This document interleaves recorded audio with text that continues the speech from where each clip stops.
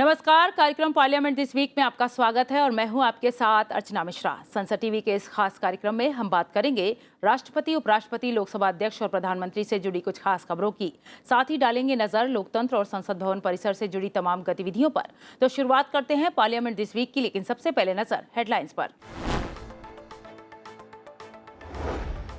राष्ट्रपति द्रौपदी मुर्मू ने पद्म पुरस्कार विजेताओं को किया सम्मानित। राष्ट्रपति भवन में साल 2023 के लिए नागरिक अलंकरण सम्मान समारोह का आयोजन। उपराष्ट्रपति, प्रधानमंत्री, लोकसभा अध्यक्ष समेत कई केंद्रीय मंत्री भी रहे मौजूद। तमिलनाडु के पूर्व राज्यपाल पीएस राम मोहन राव के संस्मरण विमोचन कार्यक्रम में उपराष्ट्रपति का संबोधन। कहा, जनादेश का प्रतिनिधित्व करने वाली संसद संविधान की सर्वोच्च संरचना। संवैधानिक संस्थाओं का नेतृत्व करने वालों को टकराव के बजाय समाधान ढूंढने की जरूरत। संसद भवन में मैक्सिको के संसदीय शिष्टमंडल की लोकसभा अध्यक्ष से मुलाकात। लोकसभा अध्यक्ष ने कहा कि लोकतांत्रिक मूल्यों में विश्वास रखते हैं दोनों देश। श्रेष्ठ संसदीय परंपराओं और अनुभवों को साझा करने का दिया सुझाव। इंडियन मेडिकल एसोसिएशन के कार्यक्रम में लोकसभा अध्यक्ष का संबोधन। कहा, हर सरकार और जनप्रतिनिधि की प्राथमिकता में स्वस्थ भारत बनाने का संकल्प। बीमारी से बचने के उपायों पर शोध जारी। संसद भवन के केंद्रीय कक्ष में समाजवादी नेता डॉक्टर राम मनोहर लोहिया की जयंती पर पुष्पांजलि अर्पित। लोकसभा अध्यक्ष ओम बिरला ने चित्र पर श्रद्धा सुमन अर्पित कर उन्हें याद किया। केंद्रीय मंत्री, सांसद, पूर्व सांसद भी रहे मौजूद। और अब खबरें विस्तार से। राष्ट्रपति भवन में नागरिक अलंकरण सम्मान समारोह का आयोजन किया गया। साल 2023 के लिए नागरिक अलंकरण समारोह में प्रथम चरण में 54 हस्तियों को पद्म पुरस्कार से सम्मानित किया गया। राष्ट्रपति द्रौपदी मुर्मू ने राष्ट्रपति भवन के दरबार हॉल में आयोजित समारोह में 3 पद्म विभूषण, 4 पद्म भूषण और 47 पद्मश्री पुरस्कार प्रदान किए। समारोह में उपराष्ट्रपति जगदीप धनखड़, प्रधानमंत्री नरेंद्र मोदी और लोकसभा अध्यक्ष ओम बिरला के अलावा कई केंद्रीय मंत्री शामिल हुए। 2023 के लिए समाज के अलग अलग क्षेत्रों से 106 हस्तियों को पद्म पुरस्कारों के लिए चुना गया है, जिनमें 19 महिलाएं शामिल हैं।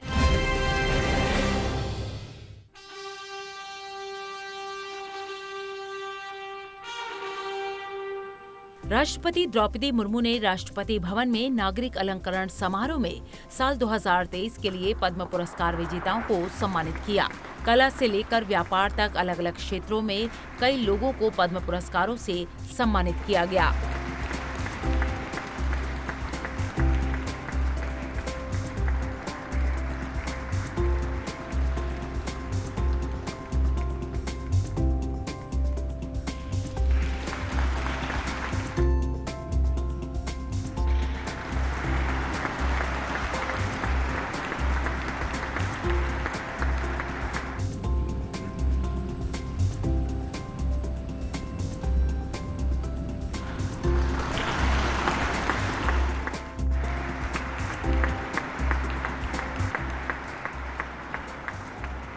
राष्ट्रपति भवन में आयोजित किए गए भव्य समारोह के दौरान उपराष्ट्रपति जगदीप धनखड़, प्रधानमंत्री नरेंद्र मोदी, लोकसभा अध्यक्ष ओम बिरला और कई केंद्रीय मंत्री मौजूद रहे।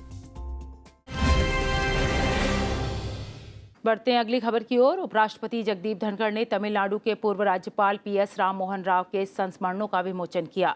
कार्यक्रम को संबोधित करते हुए उपराष्ट्रपति ने सार्वजनिक जीवन में उनके योगदान के लिए पूर्व राज्यपाल का अभिनंदन किया। साथ ही कहा कि जनादेश का प्रतिनिधित्व करने वाली संसद संविधान की सर्वोच्च संरचना है। जो संवैधानिक संस्थाओं का नेतृत्व कर रहे हैं, उनके लिए टकराव की कोई जगह नहीं। उपराष्ट्रपति ने विधायिका, न्यायपालिका और कार्यपालिका के बीच व्यवस्थित संवाद प्रणाली बनाने का आह्वान किया।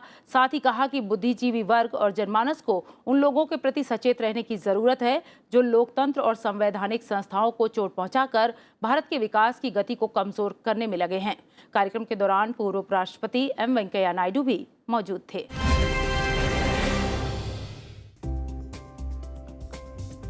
उपराष्ट्रपति ने नई दिल्ली में तमिलनाडु के पूर्व राज्यपाल पीएस राम मोहन राव के संस्मरण governor pet to governor's house the hick's odyssey का विमोचन करने के बाद उपस्थित जनों को संबोधित किया।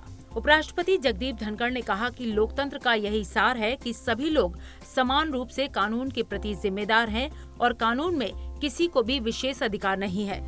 Democracy is that all are similarly accountable to law. If between A and B, A will be looked by law through a different prism than B. B you so high, the law is always above you, is known to us all. There can be no such privileges. There can be no enforcement of these privileges. The rigors of law have to apply to all. We must believe in this. उपराष्ट्रपति ने कहा कि जनादेश का प्रतिनिधित्व करने वाली संसद संविधान की सर्वोच्च और विशिष्ट संरचना है। उन्होंने कहा कि यह हमारे संविधान की प्रधानता है जो लोकतांत्रिक शासन की स्थिरता, समरसता और उत्पादकता को दृढ़ बनाती है। It is the primacy of our constitution that determines the stability, harmony and productivity of democratic governance. And Parliament, reflecting the mandate of the people, is the ultimate and exclusive architect of the Constitution. A Constitution has to evolve from the people through Parliament. A Constitution cannot evolve from the executive. The executive has no role in evolving Constitution, and no other institution, including the judiciary, has any role to evolve Constitution. Constitution evolution has to take place in Parliament, and there can be no super body to look into that. It has to end with Parliament. कार्यक्रम के दौरान पूर्व उपराष्ट्रपति M Venkaiah Naidu, Haryana के राज्यपाल बंडारू दत्तात्रेय, तमिलनाडु के पूर्व राज्यपाल और लेखक पीएस राममोहन राव, सांसद और कई गणमान्य लोग मौजूद थे। बढ़ते आगे, लोकसभा अध्यक्ष ओम बिरला ने संसद भवन में मैक्सिको के संसदीय शिष्टमंडल से मुलाकात की। मुलाकात के दौरान लोकसभा अध्यक्ष ने कहा कि भारत और मैक्सिको लोकतांत्रिक मूल्यों में विश्वास रखते हैं और इसके बल पर दोनों देशों के संबंध और घनिष्ठ हुए हैं। उन्होंने सुझाव दिया कि दोनों संसदों को एक दूसरे की श्रेष्ठ परंपराओं और अनुभवों को आपस में साझा करते रहना चाहिए। इस दौरान लोकसभा अध्यक्ष ने मैक्सिको में इंडिया मैक्सिको फ्रेंडशिप गार्डन के उद्घाटन का जिक्र किया। साथ ही कहा कि उम्मीद है कि द्विपक्षीय सहयोग को सुदृढ़ बनाने के लिए दोनों देशों के बीच इस तरह की वार्ताएं होती रहेंगी।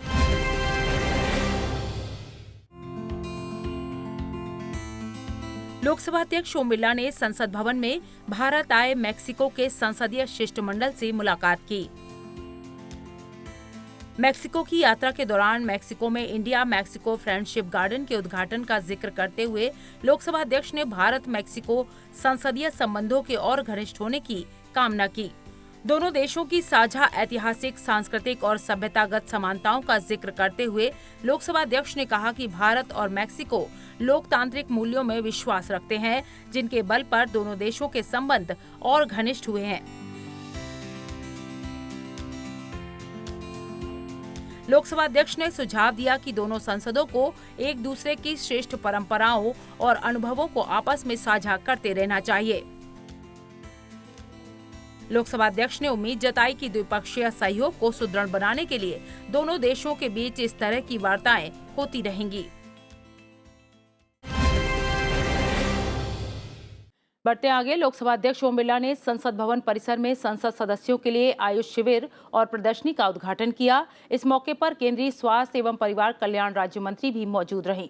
लोकसभा अध्यक्ष ने ट्वीट के जरिए कहा कि आयुर्वेद, योग और प्राकृतिक चिकित्सा, यूनानी और होम्योपैथिक चिकित्सा पद्धतियों का अपना एक विशेष महत्व है। उम्मीद है कि शिविर का संसद सदस्यों को लाभ मिलेगा। बता दें कि 20 से 24 मार्च 2023 तक 5 दिवसीय शिविर और प्रदर्शनी को लगाया गया, जिसमें आयुष के सभी विभागों के लिए ओपीडी की सुविधा और दवाएं भी उपलब्ध करवाई गईं। लोकसभा अध्यक्ष ओम बिरला ने संसद भवन परिसर में संसद सदस्यों के लिए आयुष शिविर और प्रदर्शनी का उद्घाटन किया। शिविर का आयोजन 20 से 24 मार्च तक किया गया।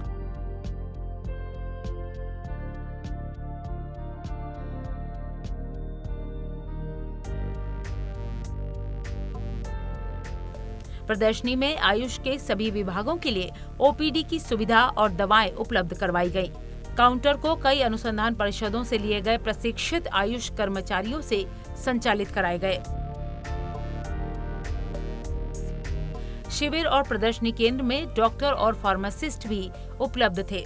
कार्यक्रम के दौरान स्वास्थ्य एवं परिवार कल्याण राज्य मंत्री भारती प्रवीण पवार भी मौजूद थीं।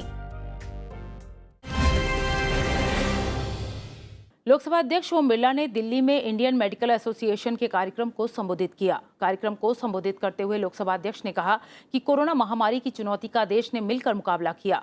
उन्होंने कहा कि सरकार बीमार होने पर इलाज के साथ साथ बीमारी से बचने के उपायों पर भी तेजी से काम कर रही है। लोकसभा अध्यक्ष ने कहा कि स्वास्थ्य हर सरकार और जनप्रतिनिधि की प्राथमिकता में रहता है, ताकि आने वाले समय में स्वस्थ भारत बनाने के संकल्प को पूरा किया जा सके।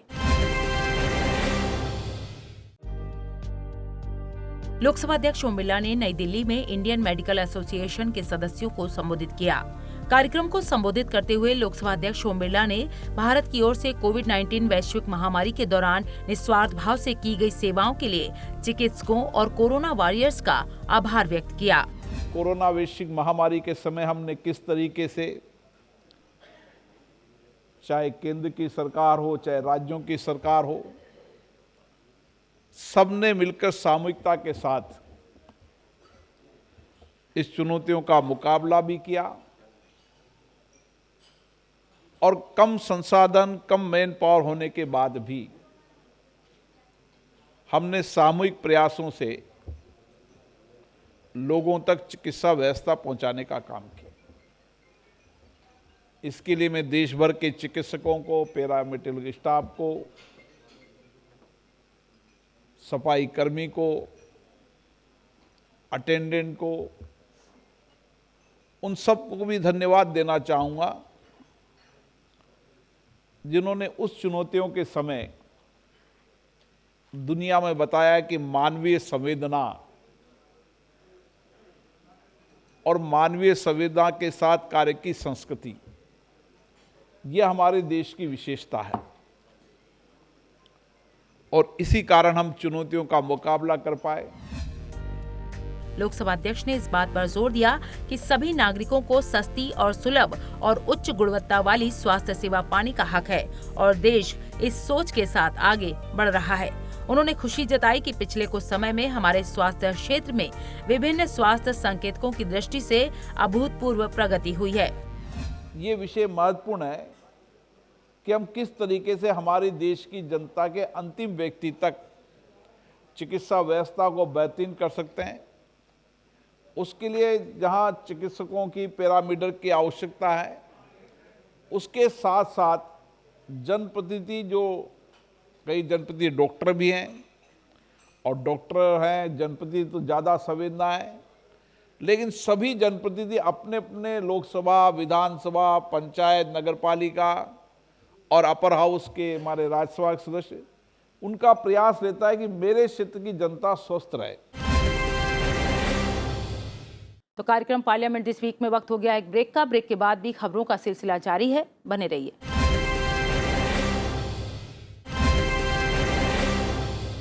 ब्रेक के बाद एक बार फिर आपका स्वागत है। बढ़ते हैं अगली खबर की ओर। लोकसभा अध्यक्ष ओम बिरला ने दिल्ली के दौलत राम कॉलेज में 61वें वार्षिकोत्सव में मुख्य अतिथि के तौर पर शिरकत की।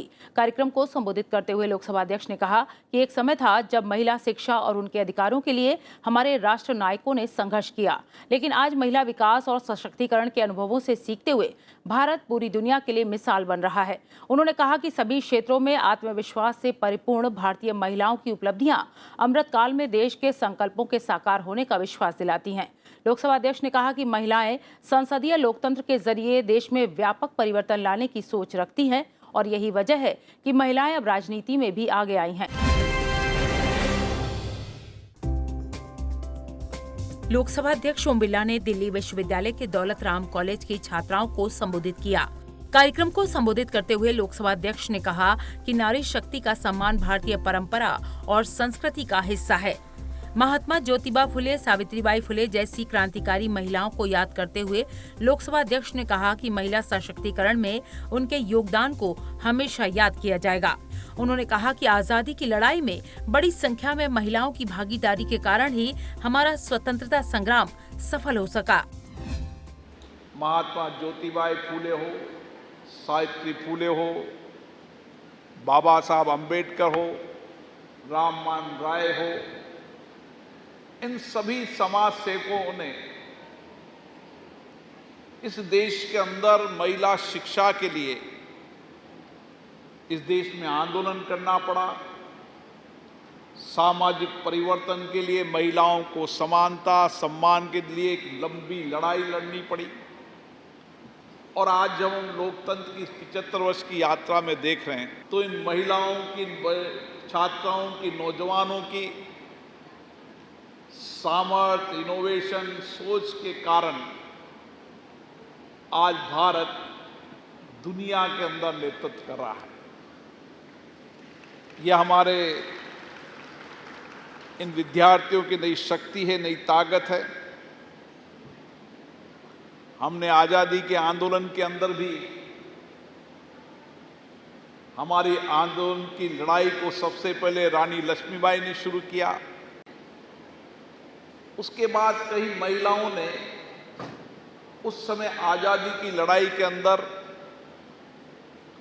एक सामाजिक अलग जगाया, आज़ादी की लड़ाई में कुर्बानियां दी, बलिदान दिया। लोकसभा अध्यक्ष ने राष्ट्र निर्माण में युवाओं की भूमिका का जिक्र करते हुए कहा कि युवा शक्ति इनोवेशन, क्रिएटिविटी से महत्वपूर्ण चुनौतियों का सामना कर रही है। उन्होंने युवाओं से आग्रह किया कि उनका हर कदम यह सुनिश्चित करे कि समाज में महिलाओं का सशक्तिकरण हो। हमें अगर सामाजिक परिवर्तन लाना है, हम महिला शिक्षा के अंदर समानता और सम्मान के नए दौर को लाना है, तो हमें विचार करना पड़ेगा कि मैं जहां रहती हूं, मेरे आसपास कोई ऐसी बच्ची तो नहीं जो स्कूल नहीं जाती। जिस इलाके में रहती हूं, कोई कच्ची बस्ती है, कोई गरीब व्यक्ति रहते हैं। हम अपनी पढ़ाई के साथ महीने में 3 दिन उन कच्ची बस्तियों में, उन क्षेत्रों के अंदर जहां अभी भी शिक्षा का अभाव है, जहां हमें शिक्षा के बदलाव का नया दौर शुरू करना है, उसमें हम जहां रहते हैं उस जिले के अंदर, उस गांव के अंदर भी और दिल्ली के अंदर भी हमारा एक कहीं न कहीं विषय यह होना चाहिए कि मैं एक कच्ची बस्ती को गोद लेकर उसमें एक सामाजिक जीवन में परिवर्तन करने का काम करूं। बढ़ते आगे, लोकसभा अध्यक्ष ओम बिरला ने अपने संसदीय क्षेत्र कोटा बूंदी में किसानों की फसल को हुए नुकसान का जायजा लिया। स्पीकर ओम बिरला ने बरसात और ओलावृष्टि से हुए नुकसान से पीड़ित किसानों को सांत्वना दी। साथ ही लोकसभा अध्यक्ष ने किसानों के बीच में पहुंचकर उनकी फसलों को देखा और किसानों की पीड़ा सुनी।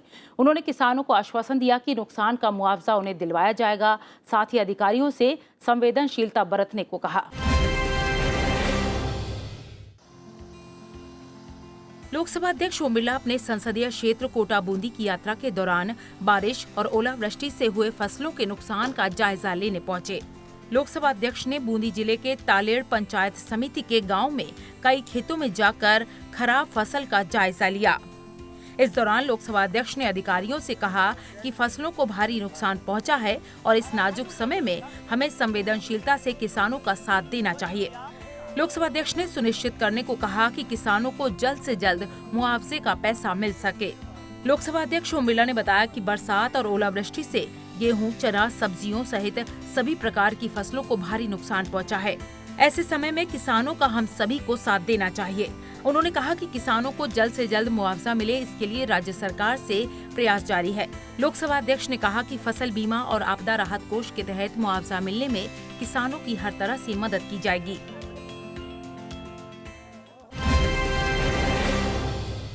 राष्ट्रपति, उपराष्ट्रपति, प्रधानमंत्री और लोकसभा अध्यक्ष ने नव संवत्सर और चैत्र नवरात्रि की सभी देशवासियों को शुभकामनाएं दी।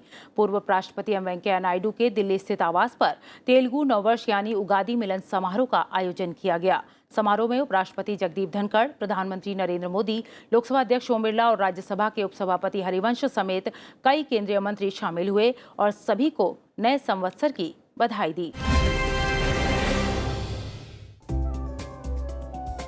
पूर्व उपराष्ट्रपति एम वेंकैया नायडू के दिल्ली स्थित आवास पर तेलुगु नववर्ष यानी उगादी मिलन समारोह का आयोजन किया गया।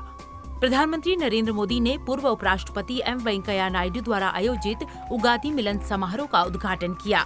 समारोह में उपराष्ट्रपति जगदीप धनखड़, प्रधानमंत्री नरेंद्र मोदी, लोकसभा अध्यक्ष ओम बिरला और राज्यसभा के उपसभापति हरिवंश समेत कई केंद्रीय मंत्री शामिल हुए और सभी को बधाई दी।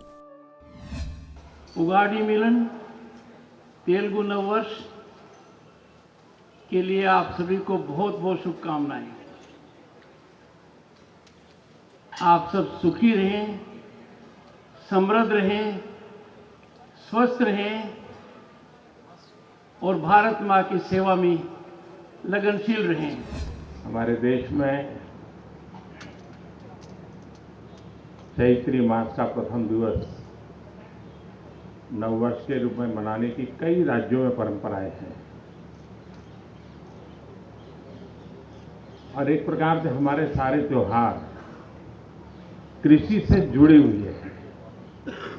हर चीज को एग्रीकल्चर के साथ जोड़ा गया है। उगाड़ी के लिए मैं आप सबको हृदय से बहुत बहुत शुभकामनाएं देता हूं। हमारे देश की विभिन्न संस्कृति, संस्कार, रीति रिवाज, अलग अलग धर्म, आस्था, आध्यात्मिक, यही भारत की विशेषता है और यही अलग अलग संस्कृति की विविधता ही हमें जोड़ने का काम करती है और इस नववर्ष पर सबके जीवन में समृद्धि आए, खुशहाली आए और सब समृद्ध हो, मैं इसके लिए आपको शुभकामनाएं देता हूं। संसद भवन के केंद्रीय कक्ष में समाजवादी नेता डॉक्टर राम मनोहर लोहिया की जयंती पर पुष्पांजलि अर्पित की गई। लोकसभा अध्यक्ष ओम बिरला ने राम मनोहर लोहिया की जयंती पर उनके चित्र पर पुष्प अर्पित कर उन्हें याद किया। इस दौरान केंद्रीय मंत्रियों, सांसदों, पूर्व सांसदों ने भी चित्र पर श्रद्धा सुमन अर्पित किए। लोकसभा के महासचिव उत्पल कुमार सिंह भी मौके पर मौजूद रहे। समारोह में भाग लेने वाले गणमान्य व्यक्तियों को लोकसभा सचिवालय द्वारा प्रकाशित डॉक्टर राम मनोहर लोहिया के जीवन परिचय वाली एक पुस्तिका भी भेंट की गई। लोकसभा अध्यक्ष ओम बिरला ने संसद भवन के केंद्रीय कक्ष में डॉक्टर राम मनोहर लोहिया की जयंती पर पुष्पांजलि अर्पित की। केंद्रीय संसदीय कार्य मंत्री प्रहलाद जोशी, कानून मंत्री किरेन रिजिजू, राज्यसभा में नेता प्रतिपक्ष मल्लिकार्जुन खड़गे, राज्यसभा के उपसभापति हरिवंश, सांसदों और पूर्व सांसदों ने भी डॉक्टर राम मनोहर लोहिया की जयंती के मौके पर चित्र पर श्रद्धा सुमन अर्पित कर उन्हें याद किया।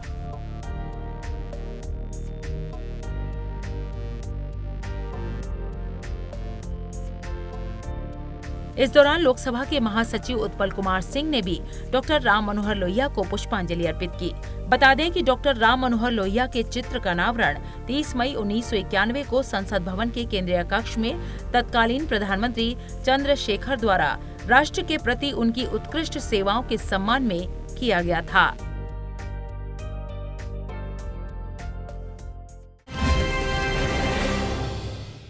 लोकतंत्र में संसदीय समितियों का अहम स्थान है। समय समय पर इन संसदीय समितियों की बैठक होती है। विभिन्न मुद्दों पर चर्चा के बाद ये समितियां अपनी रिपोर्ट सभा के समक्ष रखती हैं। तो आइए जान लेते हैं सप्ताह लोकसभा में किन किन संसदीय समितियों की बैठक हुई। लोकसभा में संसदीय समितियों की बैठकों पर नजर डाली तो 17 मार्च 2023 को संचार और सूचना प्रौद्योगिकी संबंधी समिति की बैठक हुई। 20 मार्च 2023 को सरकारी उपक्रमों संबंधी समिति की बैठक हुई। 20 मार्च को ही रसायन एवं उर्वरक संबंधी समिति की बैठक संपन्न हुई। 21 मार्च 2023 को खाद्य उपभोक्ता मामले और सार्वजनिक वितरण संबंधी समिति की बैठक हुई। 21 मार्च को ही अनुसूचित जातियों और अनुसूचित जनजातियों के कल्याण संबंधी समिति की बैठक संपन्न हुई। लोकसभा की अधीनस्थ विधान संबंधी समिति की बैठक भी 21 मार्च 2023 को ही संपन्न हुई। 22 मार्च 2023 को सामाजिक न्याय और अधिकारिता संबंधी समिति की बैठक हुई। 22 मार्च को ही अन्य पिछड़ा वर्ग कल्याण संबंधी समिति की बैठक संपन्न हुई। 23 मार्च 2023 को ऊर्जा संबंधी समिति की बैठक हुई। 23 मार्च को ही प्राक्कलन समिति की बैठक हुई। 23 मार्च 2023 को ही विदेशी मामलों संबंधी समिति की बैठक हुई। सभा पटल पर रखे गए पत्रों संबंधी समिति की बैठक भी 23 मार्च को हुई। 23 मार्च 2023 को ही याचिका समिति की बैठक संपन्न हुई। तो कार्यक्रम पार्लियामेंट दिस वीक में इतना ही, लेकिन जाने से पहले एक जरूरी बात, आप इस कार्यक्रम को संसद टीवी के यूट्यूब चैनल पर भी देख सकते हैं। हमें आपके फीडबैक का इंतजार रहेगा। अगले हफ्ते फिर मिलेंगे लोकतंत्र और संसद से जुड़ी अहम खबरों के साथ। तब तक के लिए मुझे दीजिए इजाजत। नमस्कार।